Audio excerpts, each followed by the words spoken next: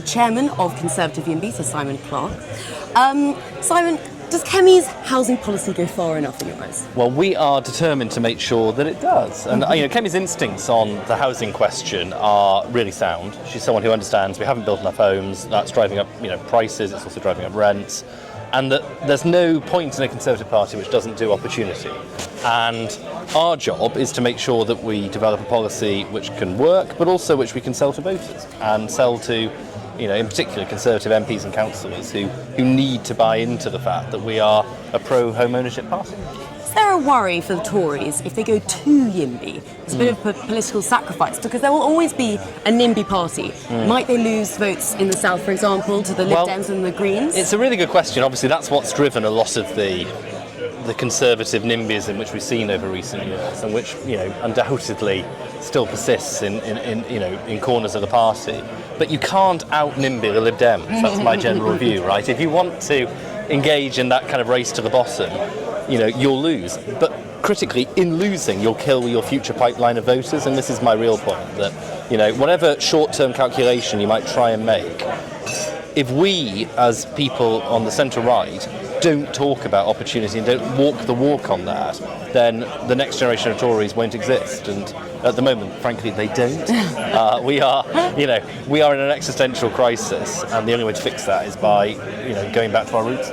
So I know that your group is focused on teaching the Tories how to be more YIMBY. But if Reform and Nigel Farage came to you and said, we're actually interested in your ideas, would you be willing to help them? Well, praise be, right? Would you shape their housing policy for them if they asked? We want to make sure that people, across the political spectrum get into the space of let's actually fix this problem. So if Reform wants to talk, if Labour wants to talk, if the Lib Dems want to talk, we are in the market for helping. We're a centre-right think tank, and everyone knows where our allegiance lies, but we're not exclusive in our approach, and we do want, obviously, in the end, to change the country for the better. And in one sentence, what would your message to Kemi Badenoch be? Be brave, because at the moment the Tory party needs definition. We need to show why we're different, and I think a pro-home ownership message is the best way to do that. Brilliant, thank you so much. Thank you. So I'm here with the Shadow Housing Secretary, Kevin Hollinrake. So Kevin, what do you think the house building target should be?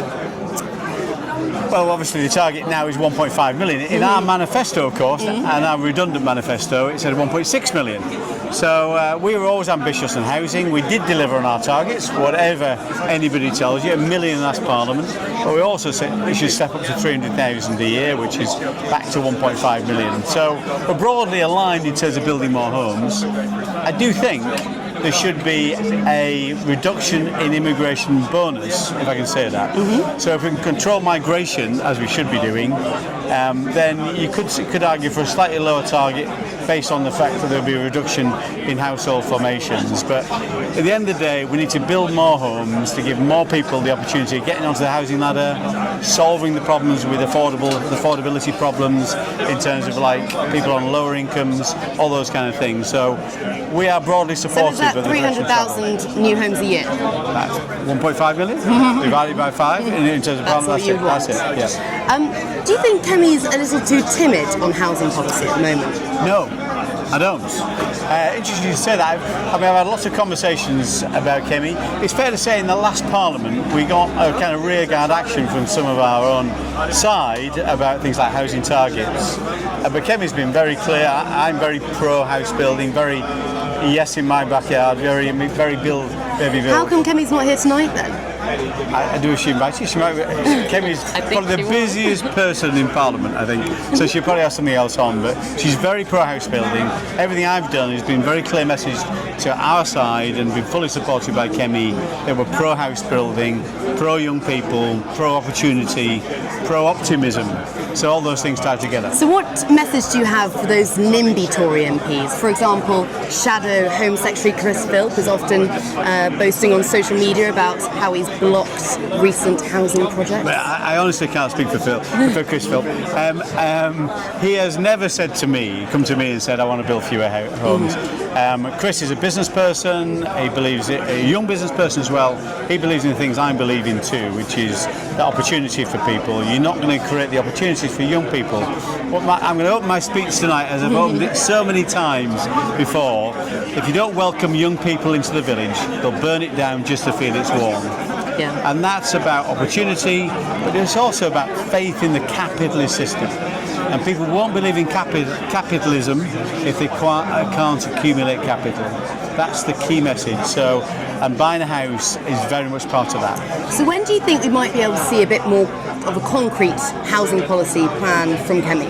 I know she has spoken to a few people from the Conservative YIMBYs, but actually there hasn't been any official housing targets or policies to slash planning regulation yet. When do you think we might be able to see that? That's what we're working on right now. What Kemi's taken the decision to do is to make sure we work out our policies before we announce them. I think that's right.